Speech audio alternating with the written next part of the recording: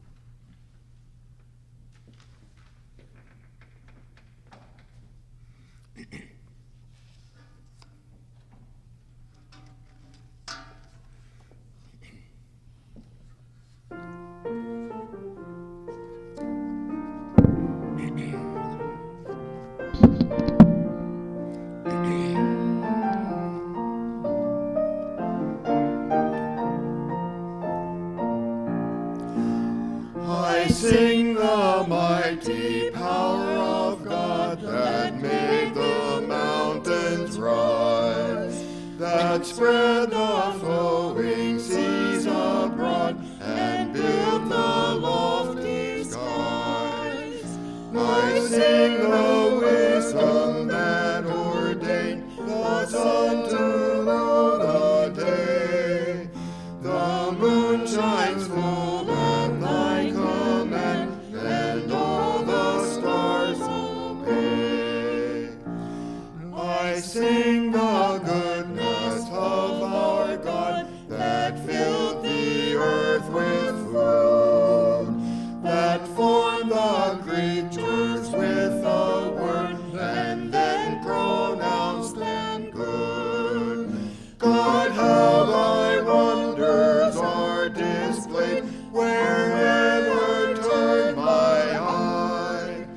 If I survey the ground I tread, or gaze upon the skies, there's not a plant or flower below that makes thy glories known, and clouds arise and tempests flow by thy great power alone.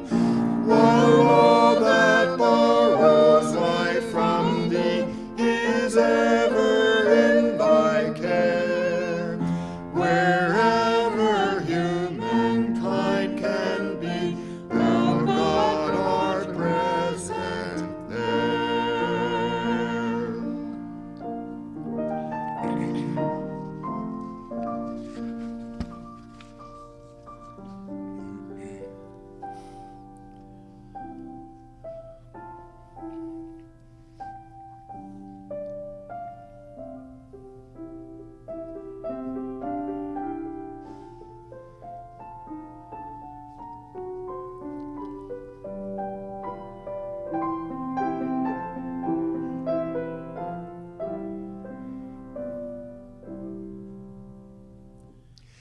Be still and know that I am God. Be still and know that I am God. Be still and know that I am God. Be still and know that I am God. Be still and know that I am God. Be still and know that I am God.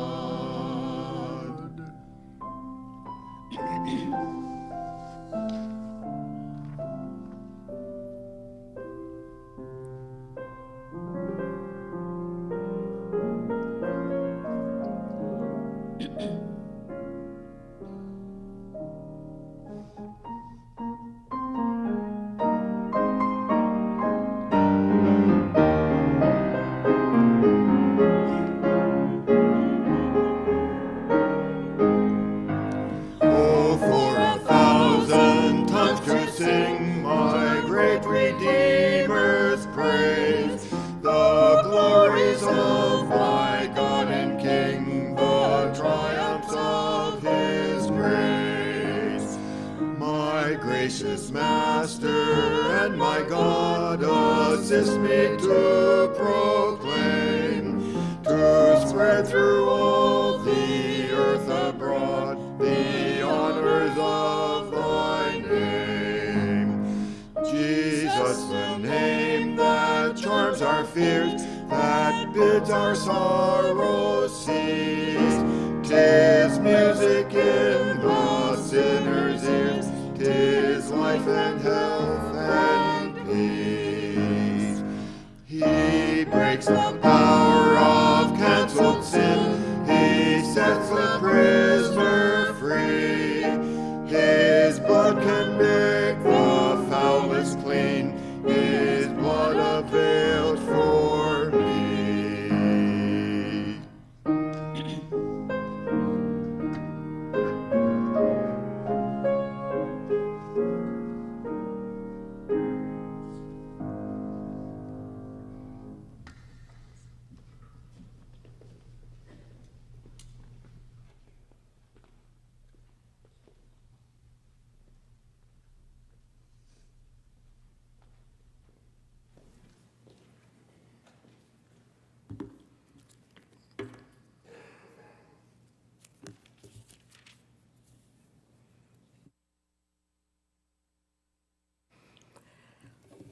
think I like a little audience is better than big ones.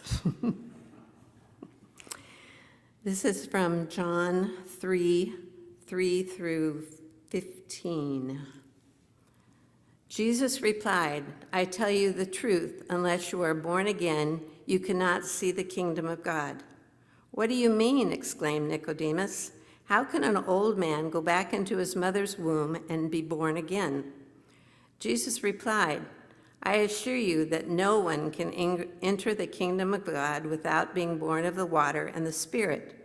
Humans can reproduce only human life, but the Holy Spirit gives birth to spiritual life. So don't be surprised when I say to you, you must be born again. The wind blows wherever it wants. Just as you can hear the wind, you can't tell where it comes from or where it's going. So you can't explain how people are born of the Spirit." "How are these things possible?" Nicodemus asked. Jesus replied, "You are a respected Jewish teacher, and yet you don't understand these things. I assure you, we tell you what we know and what we have seen, and yet you won't believe our testimony. But if you don't believe me when I tell you about earthly things, how can you possibly believe if I tell you about heavenly things? No one has ever gone to heaven and returned, but the Son of Man has come down from heaven. And as Moses lifted up the bronze snake on a pole in the wilderness, so the Son of Man must be lifted up, so that everyone who believes in him will have eternal life."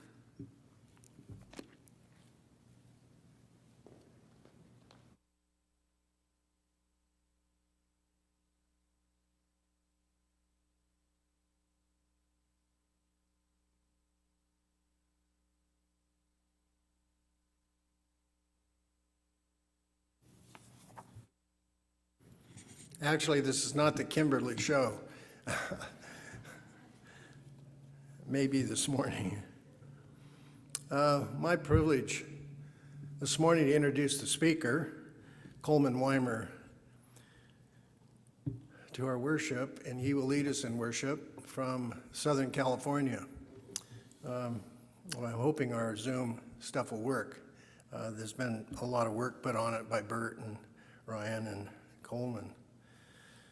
Coleman was born in Iowa, the result of two gametes meeting. He was raised in Thailand, where his folks were stationed, and he came to George Fox as an undergraduate and majored in cinematic arts, and he was voted as the outstanding graduate. Huge honor. I was just at graduation yesterday. We had 3 different graduations, and to select one student out of a department of many as the outstanding is just a tough job, and Coleman received that, and it's obvious why he did. There he met Quinlan Morrill, who was my student in developmental biology, and I thought, whoever captures her, it must be incredible, because Quinlan was, you always know who the best students are, they sit in the front row, and Quinlan sat right in front of me, and just a delightful person. Her exams came back with more information than I gave in lecture, that kind of thing. And Quinlan, is now at medical school at Loma Linda University in her 2nd or 3rd year down there, so we're real proud of her. We're real proud of both of them. Coleman is a graduate student at University of Southern California in the Cinematic Arts and TV Production program, a very prestigious program, hard to get into, and he's in that. He got the Annenberg Fellowship as a part of that journey, tough thing to get. We know a bit about his gifts because a number of years ago he presented in Forum one of his films, and I still think about this film where he traveled with a pilgrim that would walk clear to Mount Angel from the Willamette Valley, and Coleman didn't realize how long that walk was going to be, and he was filming it, and he showed that film for him. It was delightful to watch. His films have been selected internationally to be presented at festivals. So we're really proud of this couple, and they represent us so well in our ministry of training young people. And so Coleman, we're going to leave you in the position to lead us in worship. Thank you for being in that position.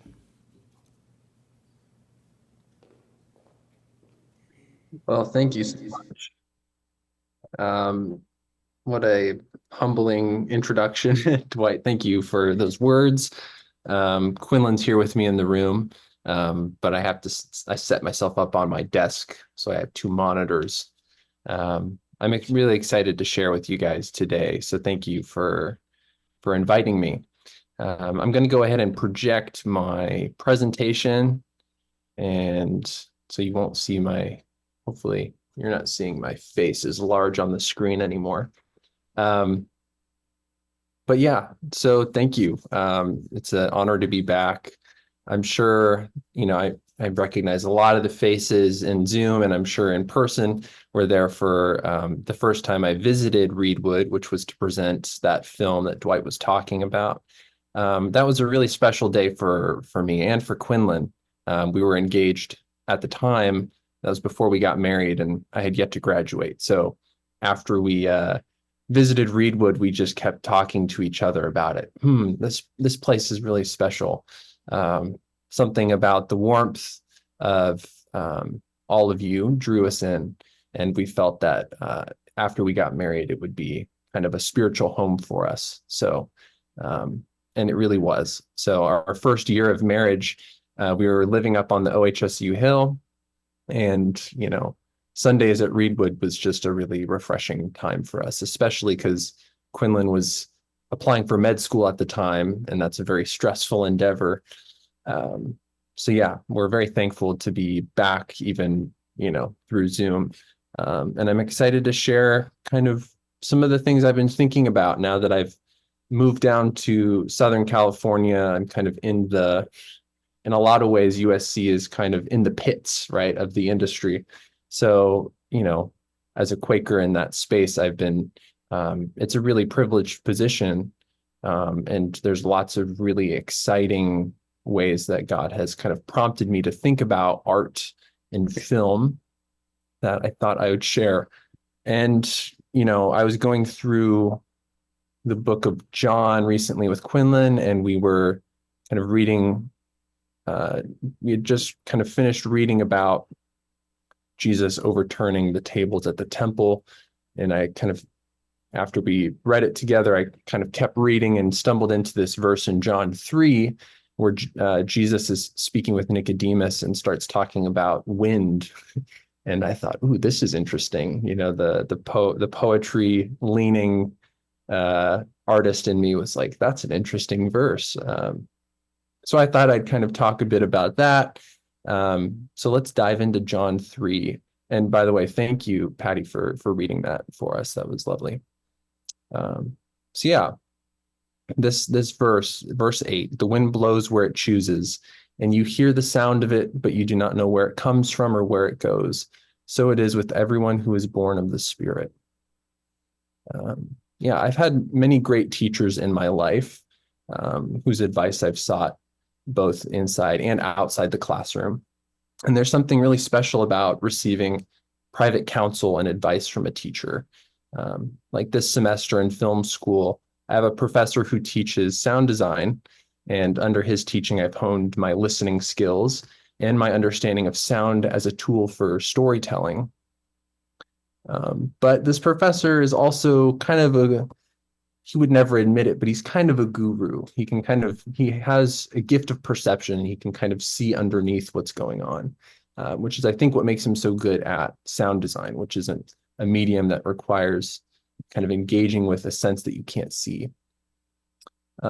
This semester, whenever I sought his advice, the scene looked a lot like what happens between Nicodemus and Jesus. I come in asking a question I hope is fairly simple, looking for a straightforward answer. and my professor points out something deeper, something behind what I'm saying that maybe I didn't even consider. So this is, obviously the power dynamics between Jesus and Nicodemus are different. One being that Nicodemus is a teacher and leader himself.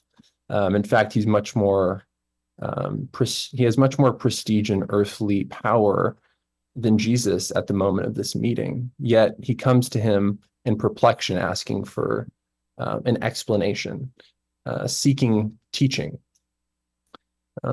He's trying to figure out who Jesus is and what side he's on, and he hopes for a straightforward answer, but Jesus offers something less linear. It's more of a windier trail through the woods.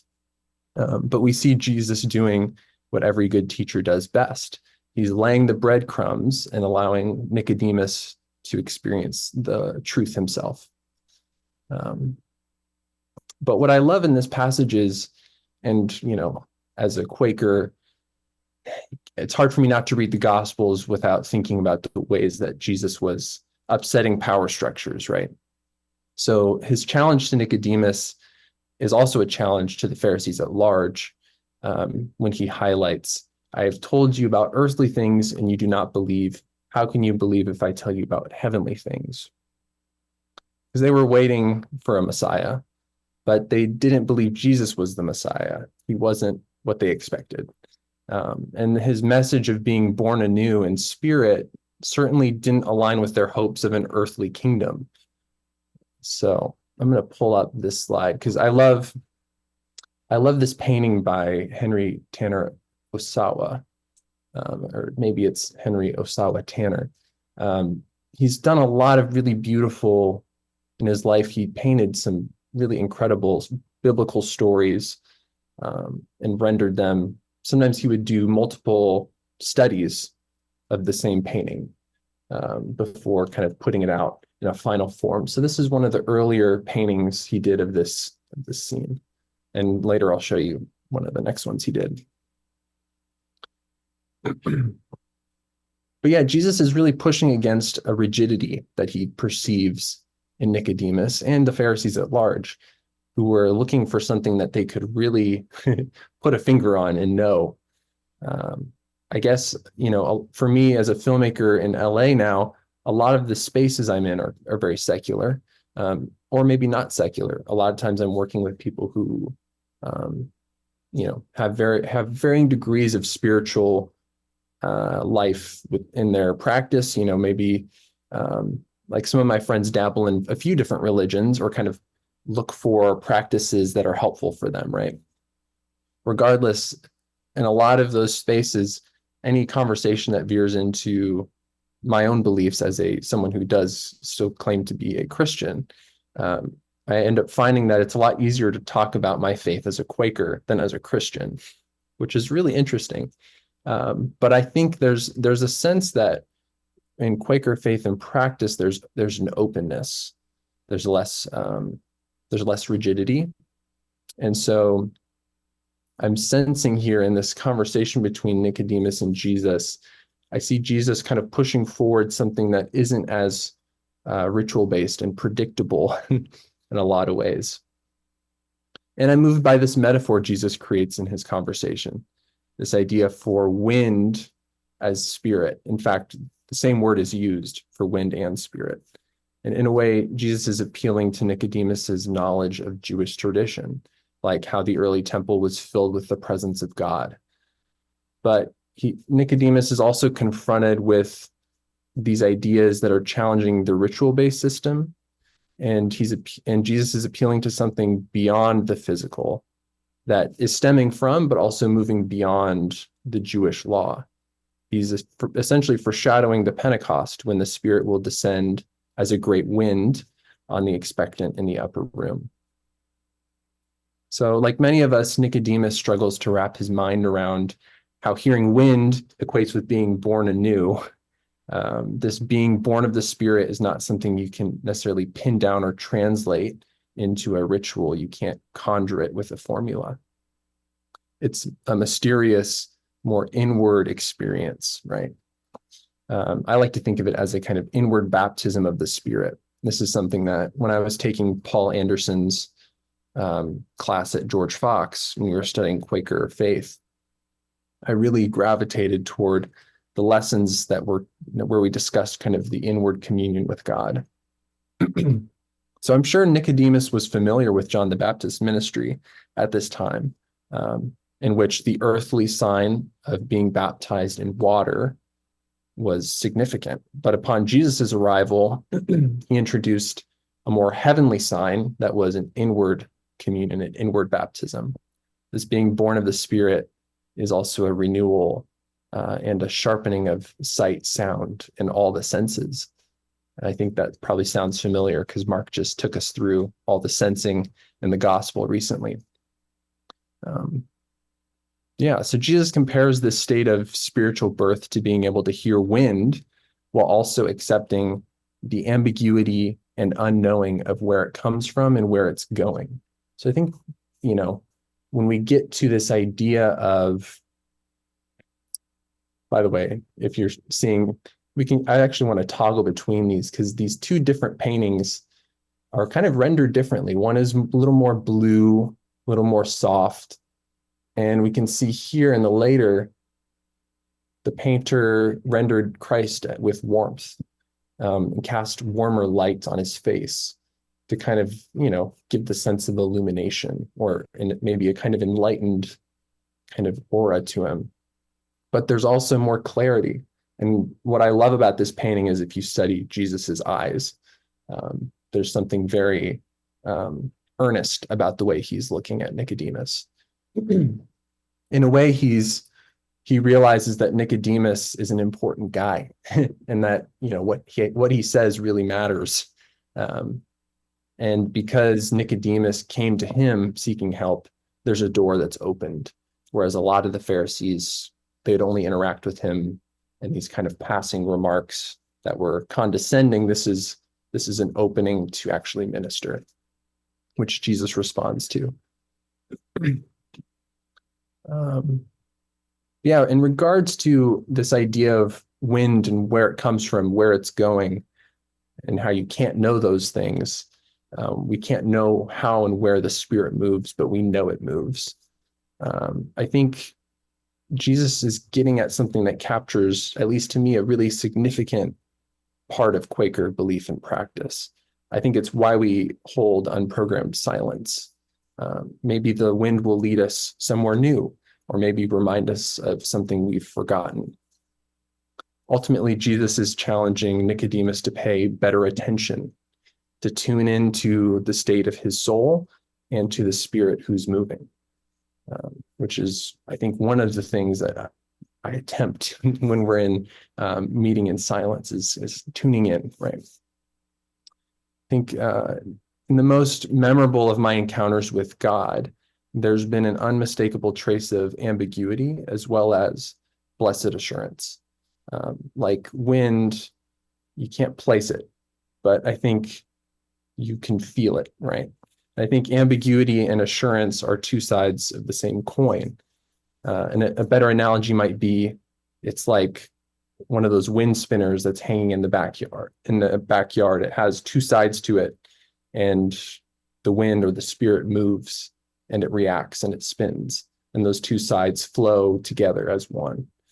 I think there's a necessity of both in faith, the ambiguity and the unknowing, as well as the deeper sense of assuredness that comes with faith. So, kind of zooming out a little, I think Jesus is challenging this man of the letter to lean into metaphor, right? He's saying, you want something that you can kind of easily identify, set up as a kind of procedure and move forward in that knowing. And he's challenging that and saying, how about you look at metaphor instead? How about you look at from another angle that's a little less linear? I think what I love about Jesus, and we don't often talk about Jesus as the poet or Jesus as the storyteller, but he was both of those things. He used what was of earth to describe what is not of earth, what is of heaven. So as a filmmaker, I take a lot of inspiration from this. And this semester, the past 2 semesters especially, at film school, I've been trying to figure out how do I depict wonder with things that are mundane, or how do I gesture toward the sublime with image and sound? How do I try to kind of elevate the things that are of earth and gesture toward what is of God? Because I believe as a Quaker, that is what my job is. It's to kindle the light, not only in myself, but also to help others identify it and to grow that light. So, I wanted to share some films today because I left, Oregon about 2 or 3 years ago now, and kind of once we got down here, we were just fully in. But I've made some work since I went down there. I've made some films, and have had really exciting opportunities to hone my skills as a filmmaker. And this film I'm going to show you guys today it relates in some ways to this story between Jesus and Nicodemus. It's a story about a professor and a student who go into the woods to look for an owl. And the way that I kind of wanted to write this professor character, this was a script I wrote and produced during a semester at USC. This professor character has a kind of, you can tell he's in tune with something that's deeper, and he wants to impart that to a student. And so the film is pretty short. It's about 5-6 minutes long. We'll go ahead and watch it, and then we'll kind of touch base after we screen it. So I'm going to turn it over to Bert, and I'll see you guys after.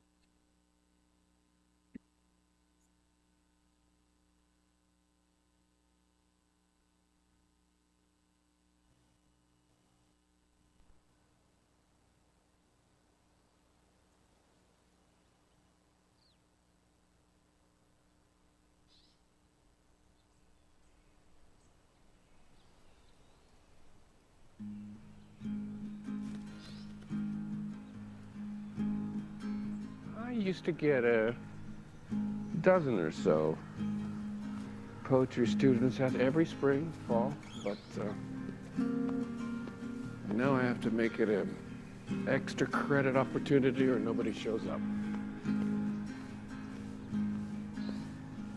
So, how often do you see owls? Now and then.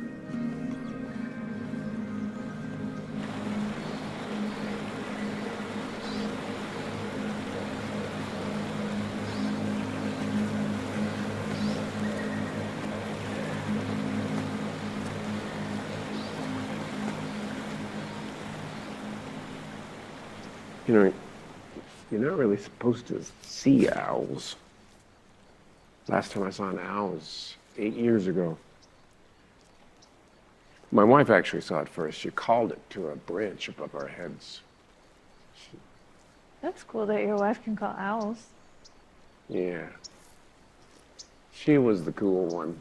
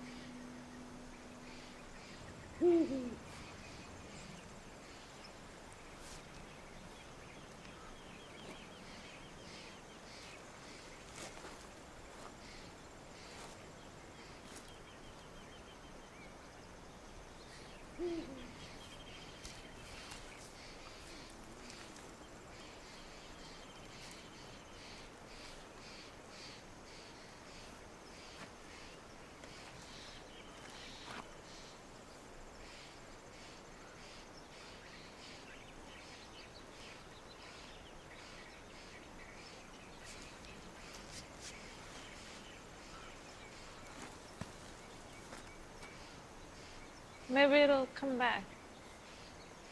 I doubt it, but we were lucky to have heard her. What did she sound like?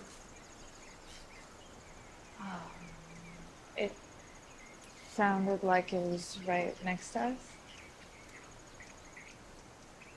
What did she say? So few. So few.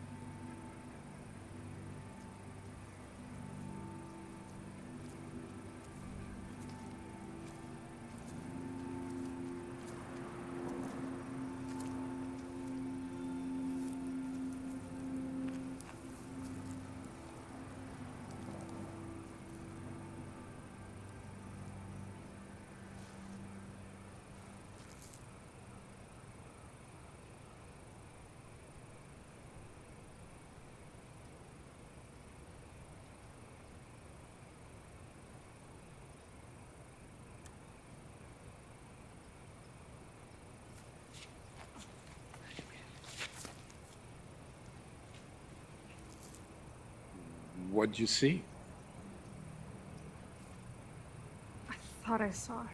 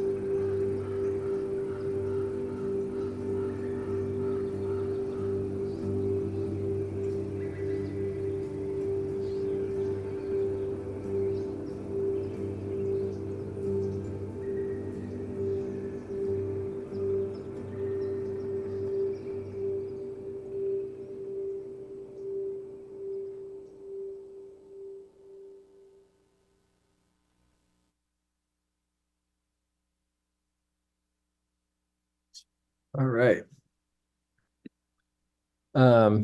Cool.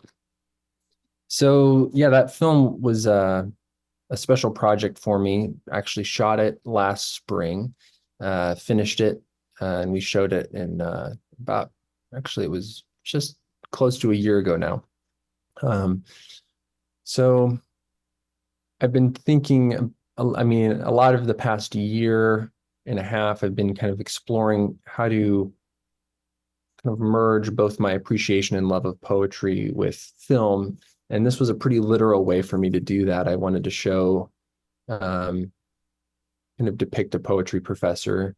And, you know, I had a great poetry professor in undergrad, Bill Jolliffe.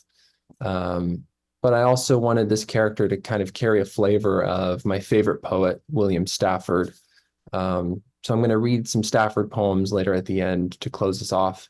But yeah, I hope that film spoke to you in some way. Be curious to hear your thoughts later. So for, you know, that was the end of my first year at USC, was producing this film. So since then, I've been taking a lot of classes to kind of hone directing skills.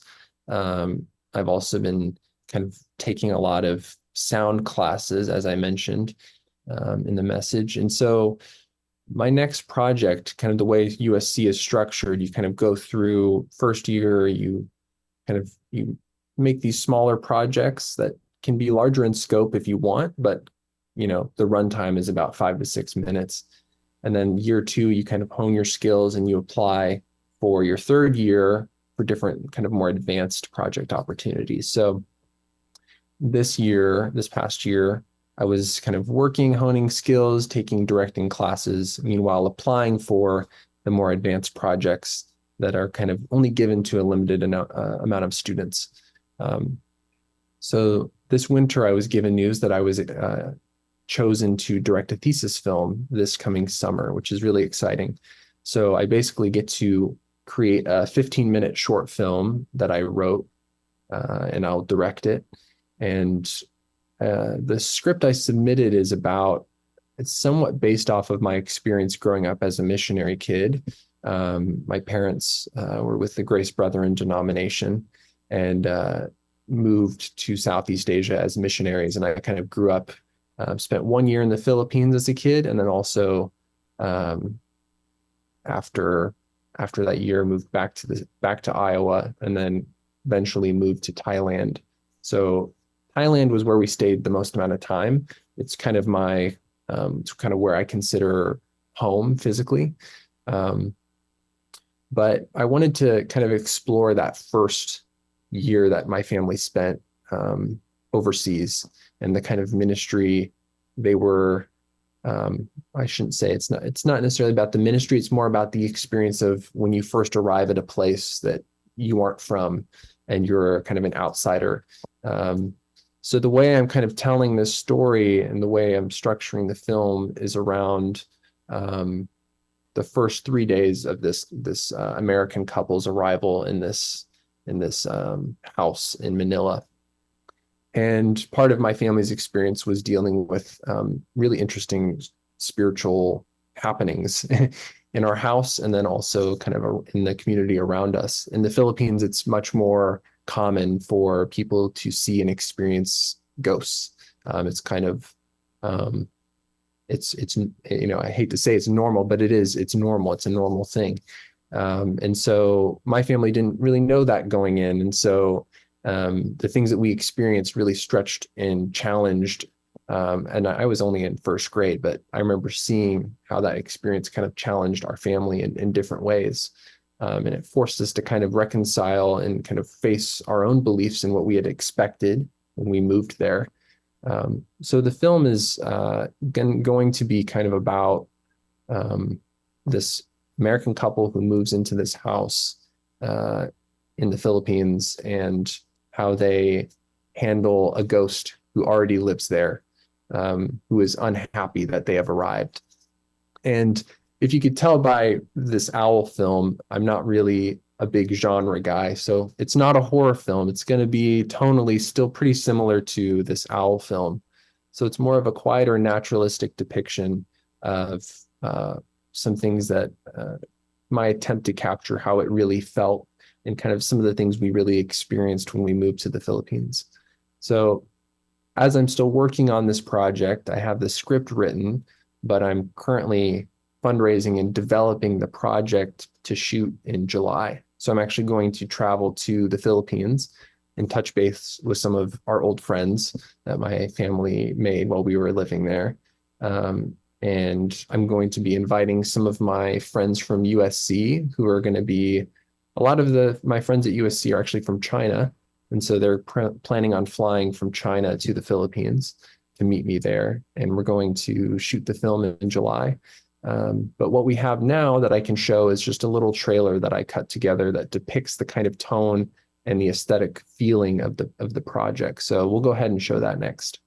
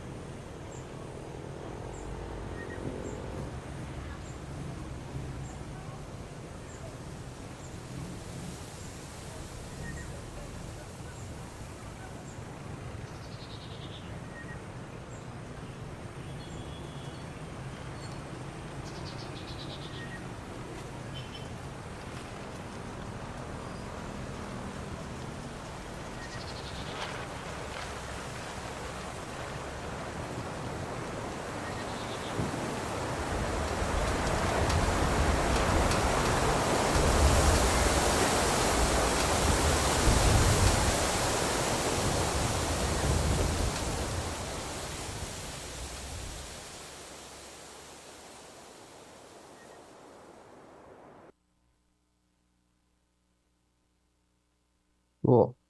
So yeah, it's a quick little clip that I've been using when I've, a lot of the things I have to do at school and outside of school is if I have a concept, I need to show what it will look and feel like. So it's kind of a proof of concept, right? Um, yeah, and I guess, overall, as I'm kind of wrap things up here, I guess I'm excited as a young person who is of faith, who does um, who does profess to follow Jesus, that, one of the challenges I've kind of accepted and am excited about exploring in this industry is that, a lot of these more prestigious film festivals and these spaces where films are shown and awarded, this idea of a Christian movie, or even not just a Christian film, but any film that pertains and comes from a person of faith that is not hostile to that faith. It's tricky. It's a tricky climate we're in and I'm excited to try to continue making films that gesture toward what is of heaven, but can be watched by people who aren't ascribing to a particular religion. I want there to be an openness and kind of an open invitation to engage with the work as a piece of art itself. I've had conversations at school where people have kind of challenged, well, if you're religious, you probably shouldn't put religion or any kind of religious content in your films because people won't trust you, right? So I've actually had someone tell me that at school. So there is a kind of bend toward wanting to put things where they belong, and kind of, in the industry I'm in, it's oftentimes if there's any hint of preachiness, it's an immediate kind of no, right? So the trick I'm continuing to kind of feel my way through is, how to make a film that still engages with faith themes or faith content without it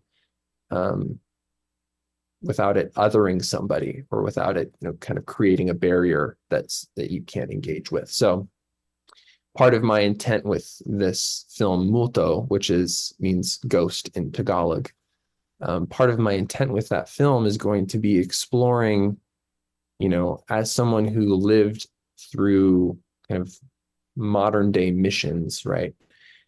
Reflecting on that as someone who still is a person of faith, some of the good things that I saw, and also some of the things that maybe weren't so good, or maybe the things that were blind spots, right? That modern missions often struggles with. No one's perfect, right? So there are blind spots that certainly are going to appear in the film.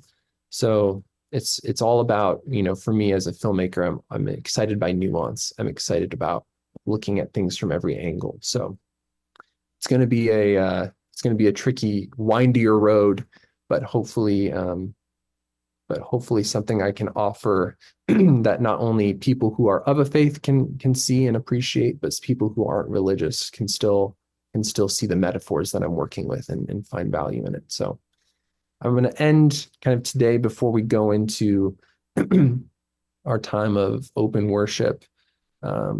I'm going to go ahead and project.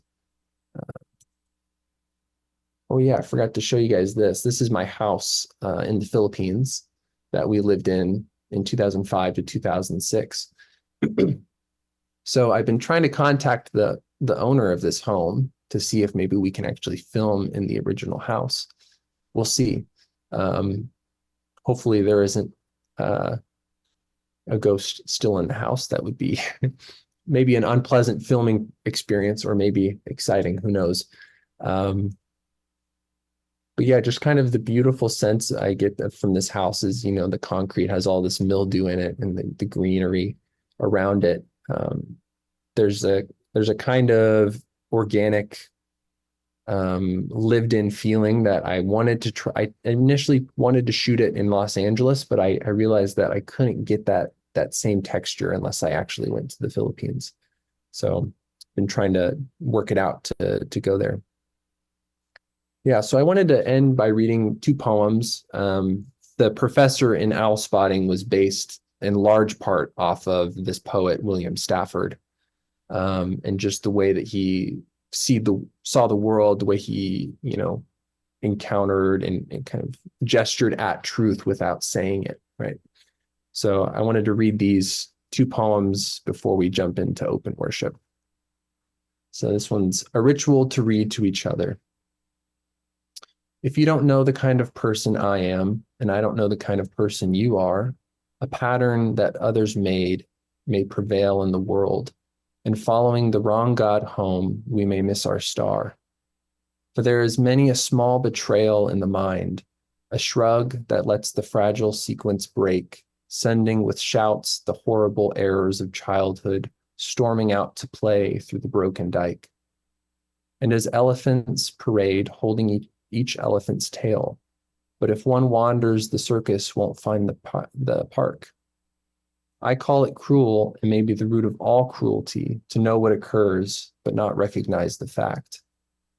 And so I appeal to a voice, to something shadowy, a remote, important region in all who talk. Though we could fool each other, we should consider, lest the parade of our mutual life get lost in the dark.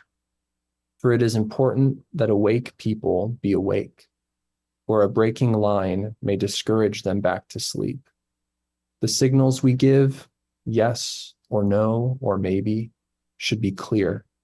The darkness around us is deep. So I think this is a really lovely poem for, I almost wish we could read this every week in meeting, right?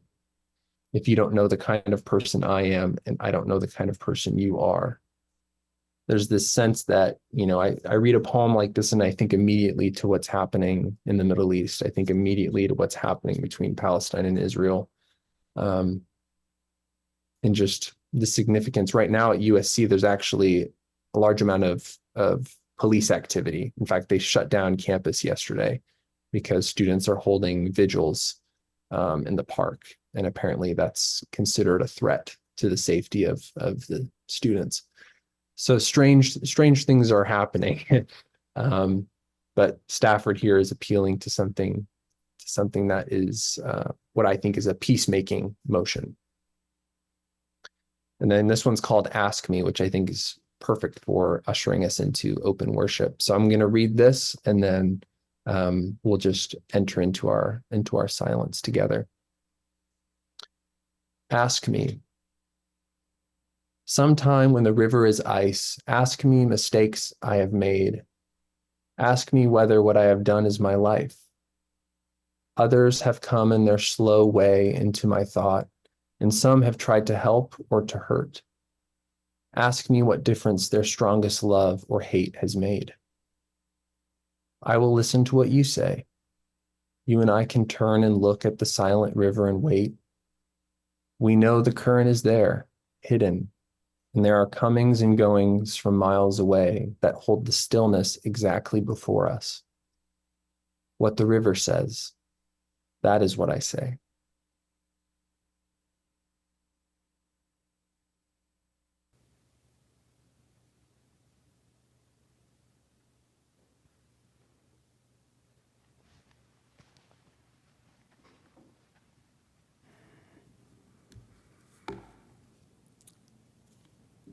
The wind blows where it chooses, and you hear the sound of it, but you do not know where it comes from or where it goes.